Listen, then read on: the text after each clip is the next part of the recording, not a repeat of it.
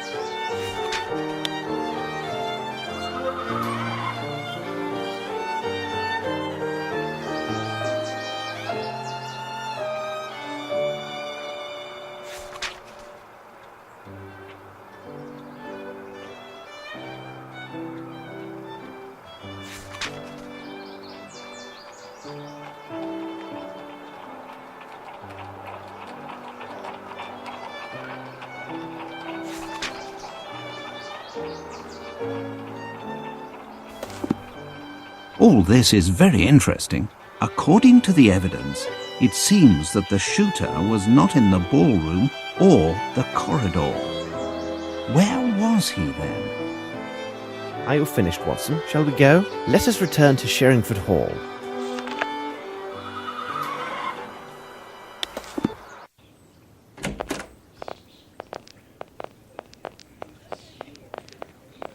Cabby!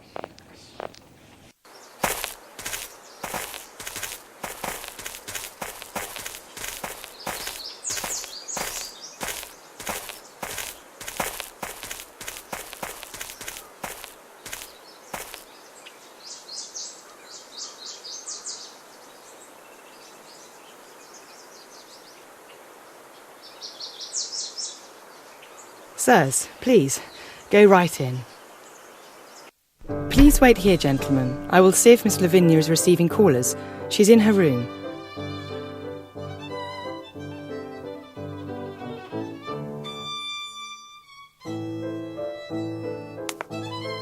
Well, Mr. Grimble, I didn't expect to see you here at this hour.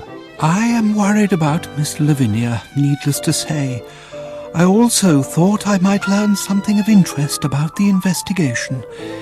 This difficulty, if it persists, can do great harm to the business. Sir Bromsby and Miss Lavinia had rather strained relations, it seems. Well, Sir Bromsby and Miss Lavinia have never got on very well. Of late, their distance had grown due to the influence of several incidents. What sort of incidents, precisely? I do remember one instance in India, where Sir Bromsby attacked a friend of Miss Lavinia. He was our native cartman's son. It seems he spilled a jug full of water that was intended for Sir Bromsby to wash his face. Bromsby began cursing and thrashing the boy before his daughter's very eyes. Miss Lavinia took her friend's part and spoke to her father most rudely. The devil, you say? What occurred next? There is no one in the whole of India who would have dared address Sir Bromsby in such a manner. He stayed closeted in his office for the entire day. The next day he fired the carter. But despite these incidents, I am still sure that Miss Lavinia sincerely loved her father. I'm sorry, but I have to go. All right, as you wish. I shall remain here.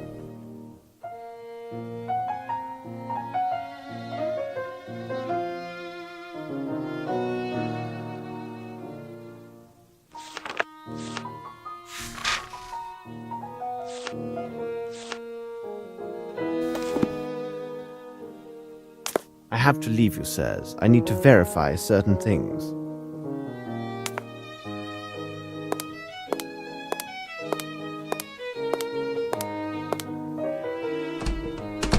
The more we consider the facts of this affair, the more mysterious it becomes.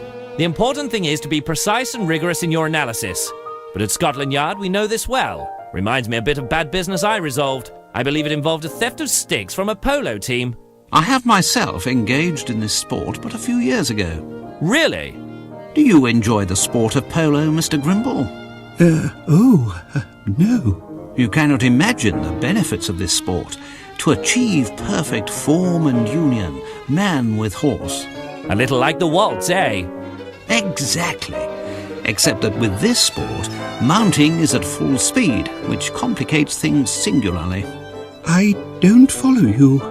The team from Brixton, in my opinion, is the finest example of how polo should be played. Perhaps they may well be. But what would you say about that last match of the Old Goats Rangers? They were absolutely splendid. But what of the Brixton team? Weren't they the cause of some ruckus about a matter of corruption?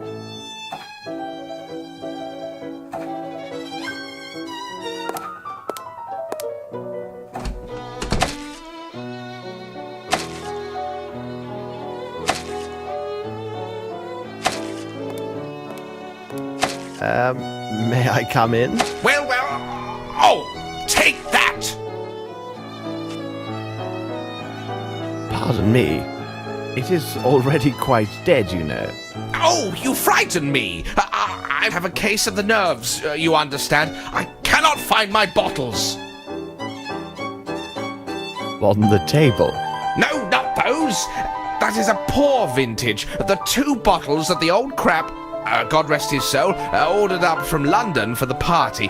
Both were 18-year-old whiskey, perfect for the digestion and the heart's sorrows.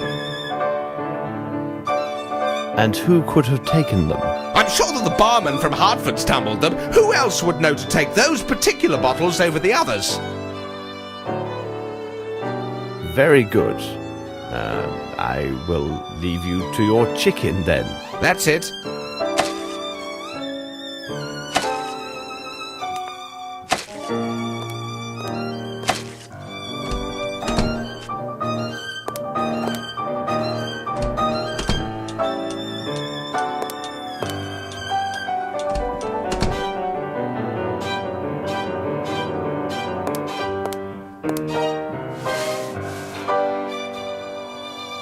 To whom does this belong?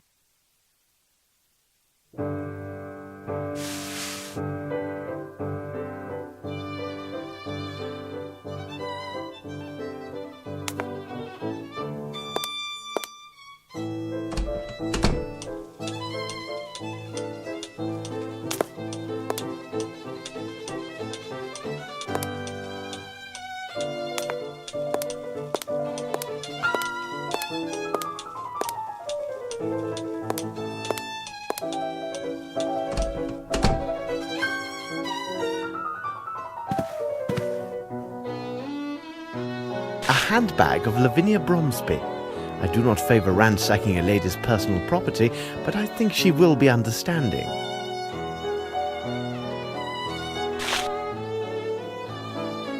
A programme for the London Opera.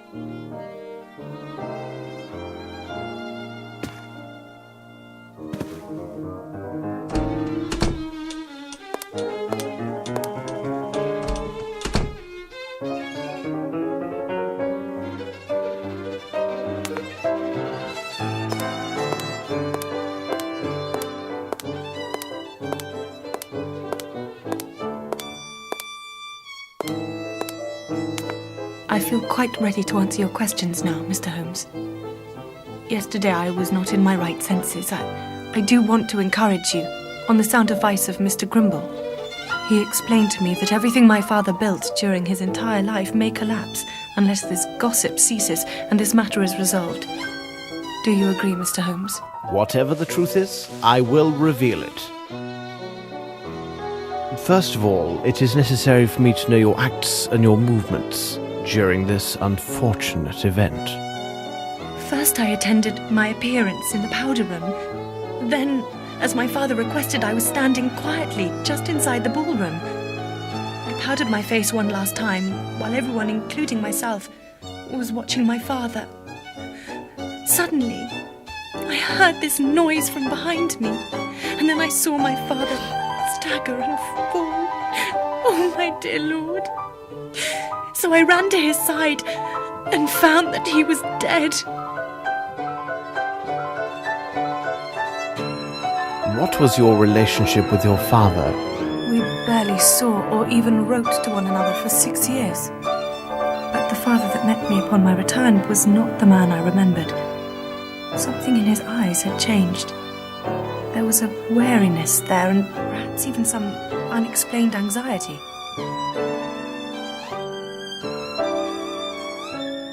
Forgive me, but it seems Lieutenant Harrington has made himself responsible for your care. Oh, he has proved himself to be most gallant and considerate. I have no friends here, other than Mr. Grimble.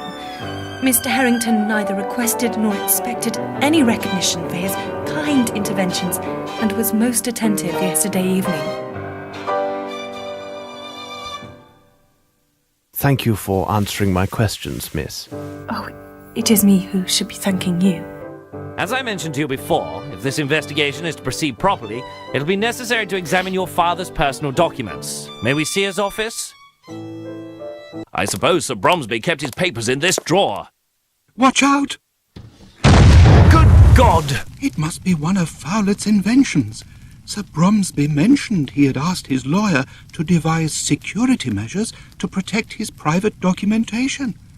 I remember now that Fowlett has a unique passion for mechanizations and automatons. I had no idea what kind of devices he had created. Inspector Lestrade, I give you leave to tend to your appearance. I doubt you can return to the yard in such disrepair. I will now examine this room according to my methods.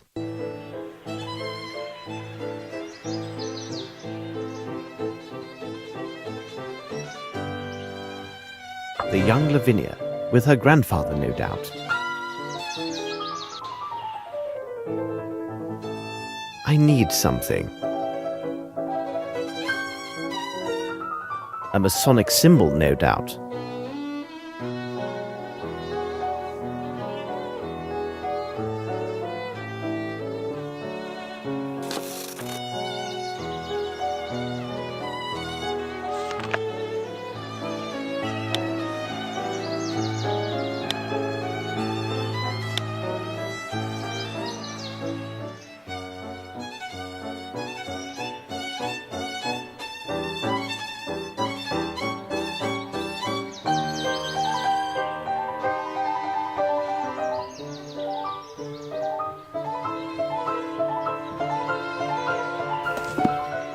A page from this book has been marked.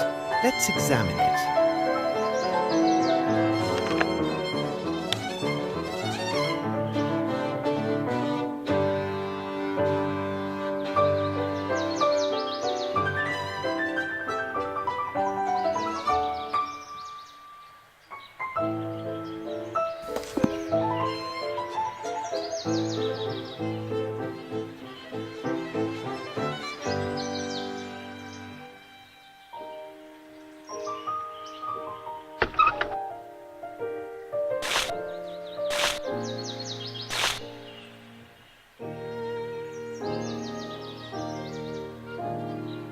It is the pieces of the English edition of the Indian newspaper.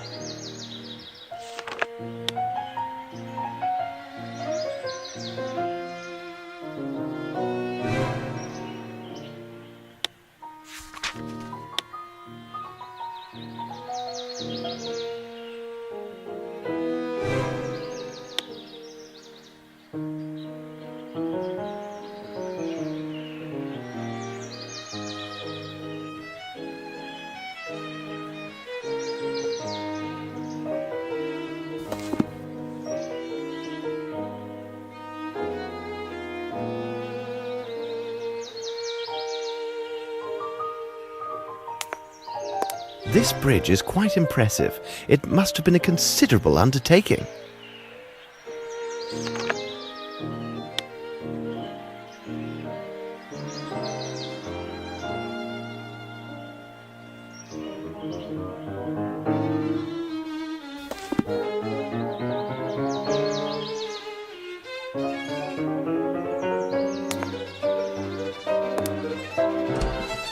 Look here! This message just came for me. 2 days ago, Mr. Horace Fowlett was seen leaving for the North Country. The constable for the town of Flatton, where the solicitor resides, obtained this information from Fowlett's neighbours. I have a bad feeling about this, Watson. What would you say to a short jaunt to Flatton to finish off our day? No objection at all, Holmes.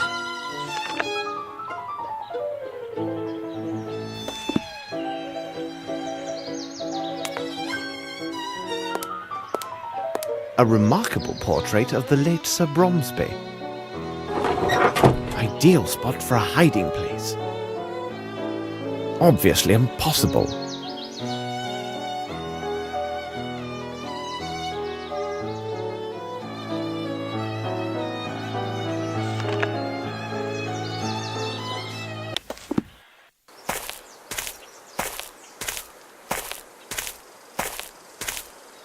Cabby? Hello, gentlemen. Constable Fletcher here. Good day, Constable. Can you help us? Yes, Inspector Lestrade of Scotland Yard wired me about your arrival and instructed me to do as I would with the Inspector himself. Would you be so good to take us to the neighbours who spoke of that night? Come with me. Here we are. Excellent!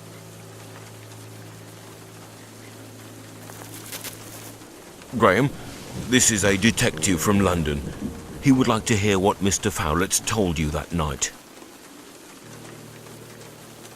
So Mr. Fowlett left? Yes, he made his departure the day before yesterday, in the night.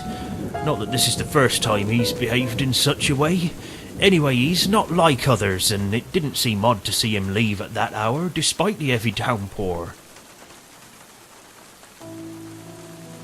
And how is he, this Fowlett? I'd call him an eccentric, you see. Not that I have anything bad to say about the man. His place is full of baubles with springs and mechanisms. There have been explosions. Yes, upon my word, explosions. But the next morning, there he'd be, always ready to wish me a good day. Did you actually see him depart? Well, a shutter on the barn had come loose and was beating about in the wind. I went out to set it straight in that moonless night. Then there he was. I saw him leaving. I shouted out, "Hey there, Mr. Fowlett!" He waved and shouted something about leaving for the north for a fortnight. Do you know where he went? I couldn't quite make him out with all the wind and rain, but it seemed to me he left on some business matter. I think a fellow came to talk to him about something. Interesting. Well, it may be nothing, but if you think that the things he has in there might explode, you should better go and check. Do you know a way into Fowlett's house? Here's the key to the door that he left with my wife. If you don't mind, I won't accompany you. I prefer to remain alive and in good health a good bit longer. You say he had a visitor? Oh, I don't know. It seems to me I saw someone at his place at nightfall. But people often visited old Fowlett at odd times. Fellows who brought him pieces of I don't know what for his contraptions. There was also a friend who often came by. I think his name was Sir Glumsby or Flomsby. But it couldn't have been him because he's much taller than the chap I saw. Good. I will go see what I can find. Wait for me here. As you wish.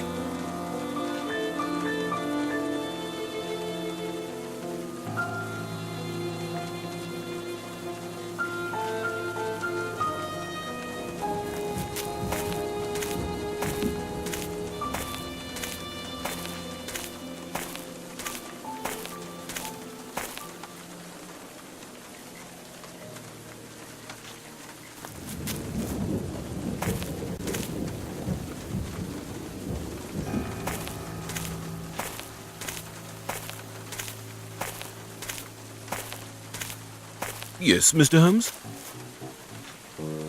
Constable Fletcher, I must ask that you allow me to enter alone. Do you agree? Yes, Mr. Holmes. And now, Watson, if you could be so kind to return to the station and speak with the station master. Question him until you are satisfied that you have a detailed description of the party who took the last train to the north 2 days ago. My pleasure. As soon as you're done, please return here. Keep close watch, for I may need your assistance inside. Wait for us. All right.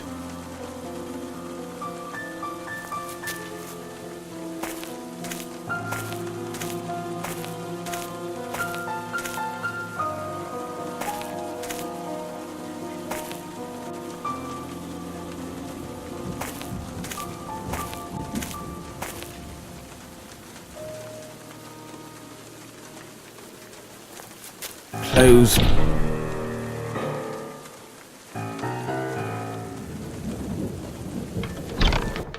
My word, I can't see anything.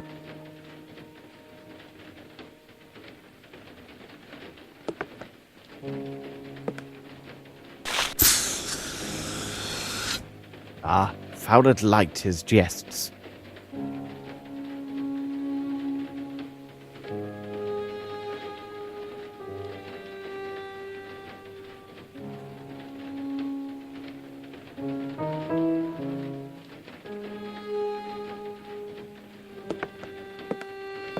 I need something.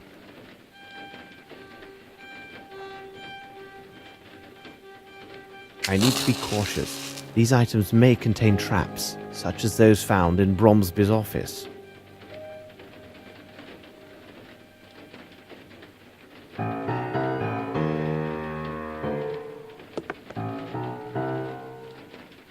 Size 6. I need something.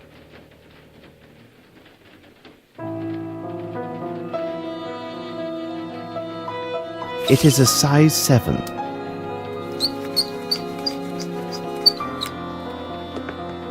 What an odd house.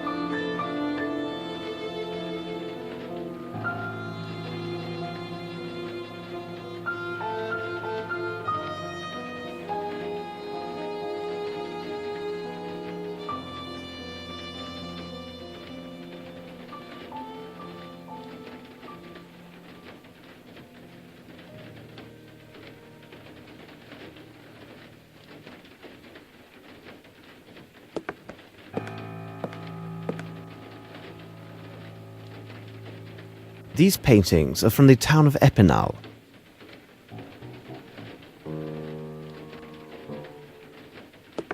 There might be another drawing hidden among these pictures. Let's examine them carefully.